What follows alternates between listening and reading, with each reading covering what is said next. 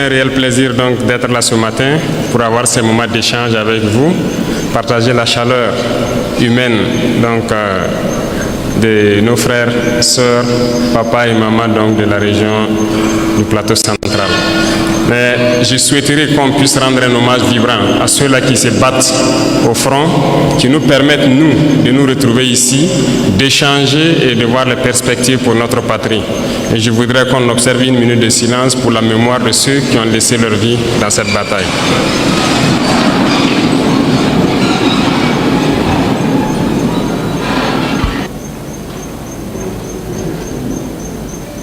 Je vous remercie.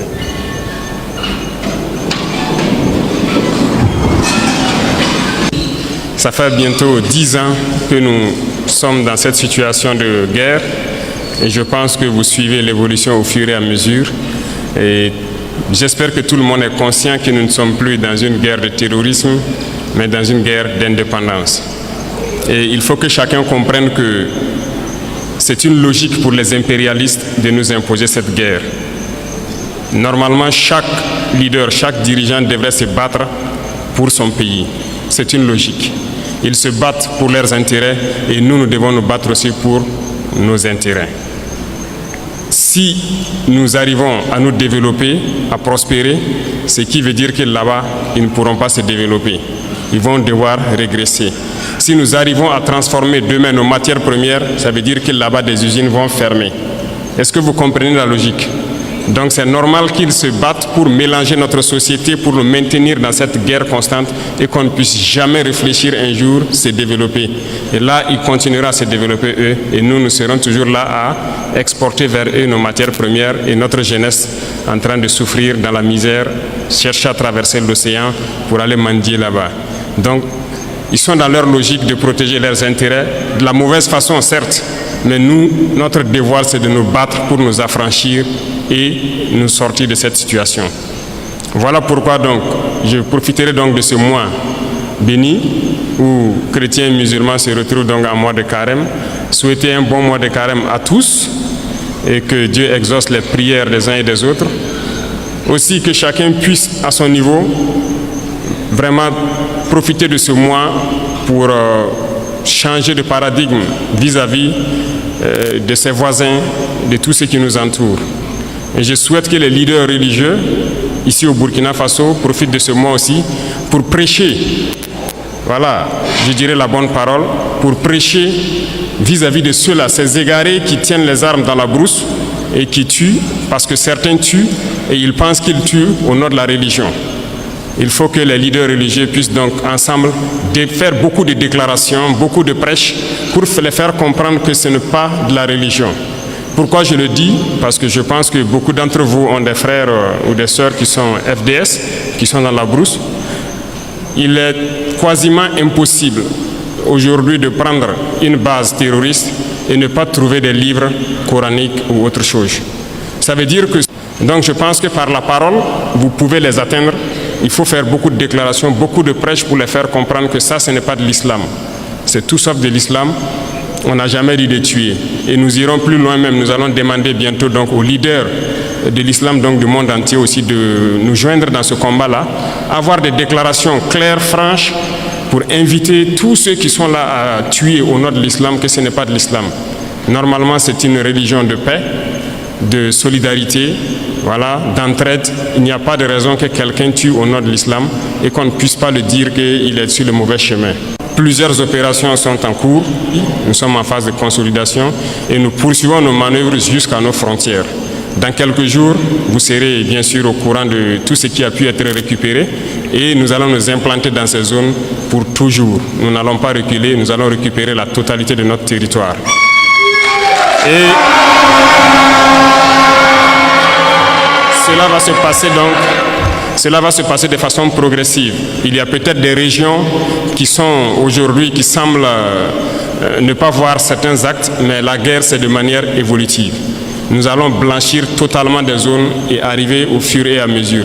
Et resserrer l'étau sur ces gens, c'est comme je le dis, ils n'ont que de choix, soit de comprendre le message, de revenir à la patrie, ou bien ils vont disparaître. C'est à eux de choisir. Dans ce combat que nous menons aujourd'hui, le plus dangereux, c'est la guerre de communication. Et je pense que ce n'est pas la première fois. Et aujourd'hui, je pense que les Burkinabés, les Africains doivent avoir compris qu'est-ce que c'est que la guerre de communication. Malheureusement ou heureusement pour nous, l'impérialisme, comme disait Thomas Sankara, est un mauvais élève. Un très mauvais élève parce que vous avez beau le chercher de la classe, il va revenir avec les mêmes méthodes. Ils ne peuvent pas changer. Et souvent, ça devient du ridicule. Quand vous prenez aujourd'hui les médias impérialistes, vous voyez ce qu'ils publient. Ils ont procédé par la même méthode pour mettre le feu au Rwanda, par la même méthode pour détruire le Soudan, par la même méthode pour détruire l'Afrique. Ça ne va pas prendre. Et aujourd'hui, je pense que vous êtes bien conscients, ils sont très forts dans manipuler l'information, créer du faux tout autour. Et tenez-vous bien, ces mêmes médias, je le dis aujourd'hui haut et fort, surtout Jeune Afrique, nous ont courtisés au tout début, 2022-2023. Ils sont passés par plusieurs canaux pour nous aborder, pour nous faire payer et laver notre image, comme ils le disent. Nous avons refusé, ils ne peuvent pas le nier parce qu'on a les preuves chez nous. Ils ont envoyé des gens, c'est comme ça ils fonctionnent. Et beaucoup de chefs d'État tombent dans leur piège, ils versent de l'argent chaque mois pour qu'on publie des articles pour laver leur image. Non, c'est dangereux. Ils ne vivent que de ça. Vous payez l'argent, ils mentent, ils lavent votre image. Vous refusez, ils mentent pour détruire votre image. Mais toute l'Afrique doit être mise au courant. Et si l'Africain veut évoluer, c'est d'arrêter d'écouter ces médias mensongers. Parce que tant que vous serez là à écouter une mauvaise information, ça finit par devenir une réalité. Et c'est très dangereux pour nous. La désinformation bat son plein. À notre niveau, on vit ça tous les jours. Et je dis chaque fois aux gens de faire très attention. Tout ça pour diviser, pour mieux régner. Donc, il faut que tout un chacun à son niveau puisse, en tout cas, percevoir les manœuvres de l'impérialisme, pouvoir conseiller l'autre et qu'ensemble nous restons unis pour construire notre pays. Nous, notre mission, c'est cela. Et nous allons construire le Burkina Faso. Le Burkina Faso sera ce qu'ils n'ont jamais rêvé de voir. L'Afrique doit se réveiller, l'Afrique doit quitter ces situations de conflit. On nous a assez manipulés, on nous a assez mis en conflit les uns contre les autres pour nous piller. Aujourd'hui, au Burkina Faso, ils ont une certitude. Le terrorisme, c'est presque fini. Qu'est-ce qu'il faut faire? Soit créer une rébellion ou créer une guerre civile. C'est ça. Et ils sont dans la manœuvre pour ça. On les attend. Et il faut que chacun à son niveau fasse attention parce que si les gens se laissent manipuler, on va les aligner, on va les allumer comme les autres aussi. La manipulation ne doit pas passer. On a un objectif à atteindre, on va atteindre l'objectif. C'est la mission qui nous est assignée actuellement. Et je vais inviter donc tout un chacun à prendre ça en considération parce que l'impérialisme a plusieurs visages. On parle des impérialismes qui sont hors du continent, mais il y a des impérialistes au Burkina Faso ici. Quand il s'agit de dire certaines choses crûment, il faut le dire. Ça va faire mal, on va se demander pardon, mais il faut qu'on se dise la vérité pour pouvoir avancer. Il y a des gens au Burkina Faso qui ne veulent pas voir les autres évoluer. Il y a des gens qui veulent rester eux seuls au sommet. Non. Nous avons décidé de rendre l'État un peu plus fort et de partager les richesses. Parce que l'intoxication a commencé déjà quand on a commencé à mettre en place l'initiative Faso Mebo. Beaucoup d'entrepreneurs ont commencé à intoxiquer la jeunesse et tout ça. Non. Nous, on a donné des marchés. On a donné des marchés de route, non? On est à quel niveau? Les taux d'exécution, pour la plupart, c'est pas bon. Le ministre a fait dernièrement une sortie, une tournée. Vous avez tous suivi à la télé. Ça ne va pas trop. C'est lent. On demande aux gens de s'unir. Nous-mêmes, on a essayé de mettre des gens en groupement. Ils ne veulent pas travailler en groupement. Ça veut dire qu'on les unit d'une manière ou d'une autre pour qu'ils puissent aller vite. Nous, on ne va pas attendre les caprices des uns et des autres et que le Burkina doit se développer dans 500 ans, 1000 ans. Non. Nous, c'est dans 5 ans, on veut voir des trucs assez significatifs. Donc, si vous vous unissez, vous aurez plus d'équipement et vous pourrez travailler plus efficacement. Résultat de course, on est en train d'équiper l'ONBA, la Sonater. Voilà que tout de suite, les gens demandent l'eau. On est obligé de faire nos barrages nous-mêmes, curer ce qui est là et creuser des points de nous-mêmes. Voilà pourquoi on a payé les équipements pour équiper l'ONBA. Ils sont déjà à Eret Dougou sur la route de Bobo pour faire les premiers barrages. Deuxième chose, ce sont les banquiers.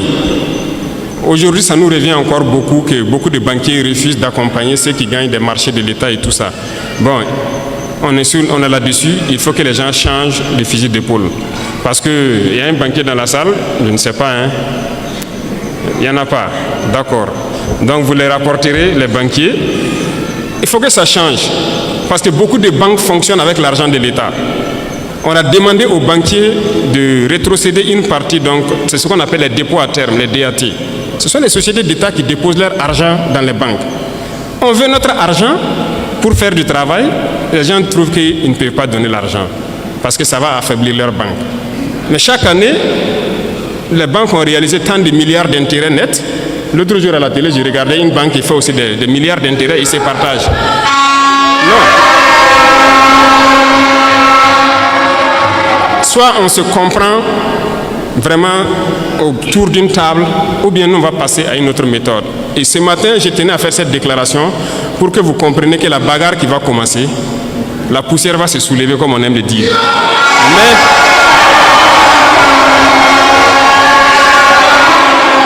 il faut que vous-même vous fassiez attention, parce que ce sont les mêmes qui vont passer derrière pour intoxiquer, pour créer des mensonges et amener les gens à se détourner de l'essentiel. Il y en a déjà qui essaient, on voit beaucoup de gens qui font des vidéos pour laver les images de certains et tout ça. Faites attention. Et il y a beaucoup de petites entreprises qui ferment parce qu'ils n'arrivent pas à payer les salaires des employés et tout ça. Ils ont des factures déposées au trésor, on n'arrive pas à payer. Mais c'est ça, on dit de donner une partie de notre argent en banque. On va payer ces entreprises pour qu'ils puissent fonctionner. Et les gens sont en train de réfléchir avec l'argent. Vous pensez qu'on peut laisser ça comme ça? La dette intérieure, là, on va payer ça. Cette fin du mois, là, l'argent là va rentrer. On a demandé juste un pourcentage. Ce n'est même pas tout l'argent qu'on veut retirer. C'est un pourcentage qu'on a demandé pour le faire. Et ça réfléchit beaucoup. Certaines banques ont répondu, félicitations à eux, mais la plupart des banques n'ont pas transféré l'argent jusqu'à aujourd'hui. C'est un message que je tenais à les lancer. On a donné fin mars, c'est fin mars. Si fin mars, les 25% ne sont pas là, on va passer à autre chose. Vous êtes prévenus et que la manipulation ne doit pas continuer. Parce que ce sont généralement ceux qui sont victimes de ça, ce sont les couches les plus pauvres en fait, du pays. Il est employé dans une petite entreprise, il a peut-être son 50 000, son 100 000 par mois. Son patron a déposé des factures au trésor, il n'arrive pas à avoir l'argent. Lui, il va perdre son emploi, toute sa famille souffre, pendant que d'autres sont en train de faire des milliards d'intérêts par mois ou par an. Non, ça ne va pas marcher. Donc, il faut se préparer. C'est un autre front qui s'ouvre. Il y aura toutes les manipulations possibles. Mais restez serein, il faut qu'on avance. Ceux qui veulent importer quelque chose au Burkina, allez-y au ministère, ils vont vous donner les papiers. Il n'y a pas de deal. Si vous partez là-bas et que quelqu'un dit de payer quoi que ce soit, venez à la présidence même vous plaindre. Il y a un bureau là-bas pour ça. Et on va voir celui qui a demandé l'argent là. Donc, il n'y a pas de deal encore pour avoir une autorisation spéciale d'importer. C'est limpide, c'est clair. Il faut le faire. Ceux-là aussi qui importent, qui viennent cacher aussi dans les magasins pour qu'il y ait l'inflation, je vous en prie, dénichez-les et dites-les d'arrêter. On ne paye pas venir cacher, attendre qu'il y a le manque pour sortir et puis mettre des prix assez élevés. Ils n'ont qu'à arrêter ça. Je pense que le ministère a lancé pour dénicher les magasins que les gens ont construits dans les non-lotis là, pour stocker. Ah, si on prend là, on va vendre gratuitement et verser au trésor. C'est ce que j'ai donné comme instruction. Donc, déclarer les magasins et on va avancer. Donc, je compte sur vous, messieurs les opérateurs économiques, pour que, au sein de vous, que vous vous conseillez et que ce genre de situation-là n'arrive pas. Les gens retiennent. Ils attendent qu'il y ait le besoin et maintenant ils sortent, ils mettent un prix pour avoir. Ça, c'est même pas bon. C'est pas bon. Je ne pense pas que c'est une fortune que Dieu va bénir. Il faut qu'on fabrique beaucoup de choses sur place. Moi, je suis persuadé que ce soit tricycle électrique ou motorisé, on peut fabriquer. Donc, on veut donner de l'espace à nos jeunes talents pour s'exprimer. En fait, on est en train de vouloir construire un grand centre où on va faire passer des gens et les accompagner pour s'installer. Et ce sont des gens qui vont voir tout ce que nous consommons au quotidien. Qu'est-ce qu'on peut fabriquer au Burkina? Et je sais qu'il y en a des talents un peu partout au Burkina. L'application sera lancée dans peu de temps pour que les jeunes talents s'inscrivent. Dans ce centre-là, on mettra tout en œuvre pour avoir toute la machinerie nécessaire et encadrer les jeunes. Là, s'ils finissent, ils sortent, ils peuvent créer quelque chose. S'il plaît à Dieu, on va mettre une unité de cuir dans la zone de Kaya pour transformer beaucoup de choses sur place nous-mêmes et créer tout ce que nous avons besoin. Tant qu'on ne va pas arriver à cette étape et qu'on va continuer à payer dehors, notre richesse ne va pas nous profiter. Il faut qu'on change de paradigme dès maintenant. C'est là qu'il y a l'emploi. C'est là que les gens vont travailler et c'est là notre vraie indépendance.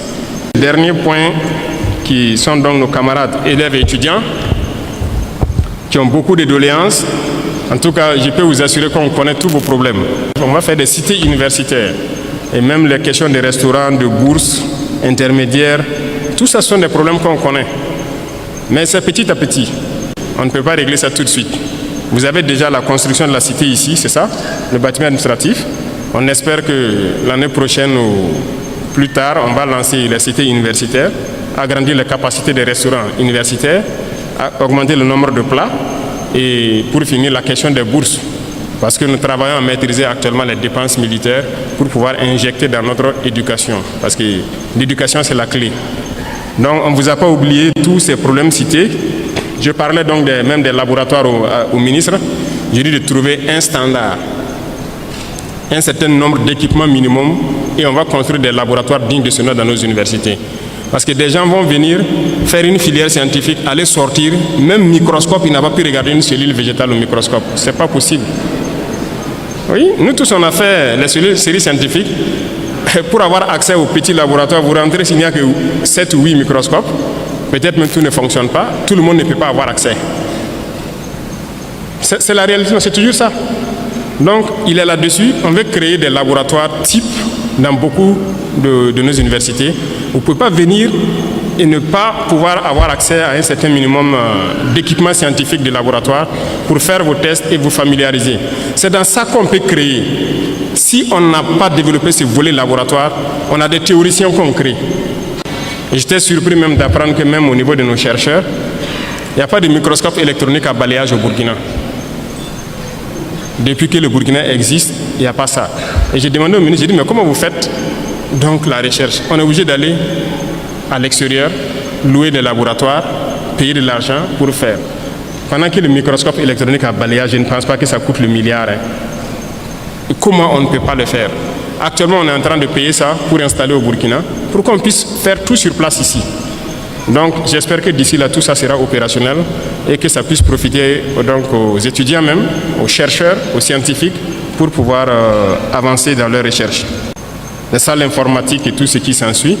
Donc, on va voir tout ce qui est possible. Le ministère même avait déjà lancé pour acquérir un certain nombre d'ordinateurs pour que les étudiants puissent avoir les salles de façon bien équipées. Et c'est fait avec le Burkinabé, c'est ça? Il y a une unité burkinabé qui fabrique des ordinateurs. Donc, on a fait une convention la dernière fois pour pouvoir payer beaucoup d'équipements avec lui et équiper nos centres universitaires. Et vous aurez donc accès normalement à ces salles-là pour que vous puissiez faire vos recherches. Et l'Internet, je pense que ça, c'est en train de s'améliorer dans beaucoup d'universités. L'Internet est là maintenant pour les recherches. On peut aller vite et très bien dans la guerre et dans le développement. Nous avons foi, nous ne perdons jamais espoir, nous sommes vraiment très confiants et tant qu'on vous voit motivé, mobilisé, c'est notre carburant comme ça. On ne se fatigue jamais, on va continuer d'avancer dans ce sens-là. Et je disais donc à tous les ministres, j'ai dit de serrer la ceinture. Depuis qu'on est là, il n'y a pas de vacances gouvernementales. Ça travaille 24 sur 24. L'ALT aussi, c'est ça. Il n'y a pas de vacances pour que des députés aillent se coucher au village. Il faut travailler 24 sur 24, 12 mois sur 12. Donc on est dans ce rythme. Tant que les soldats au front n'ont pas de repos, il n'y a pas de raison que derrière on ait du repos. Et j'invite donc toute l'administration à se mettre au pas ainsi pour accompagner donc les forces vives dans tout ce qu'ils font. Et donc, je pense que petit à petit, il y a de la progression. On voit beaucoup de changements de comportement. Il faut qu'on arrive à totalement changer la donne.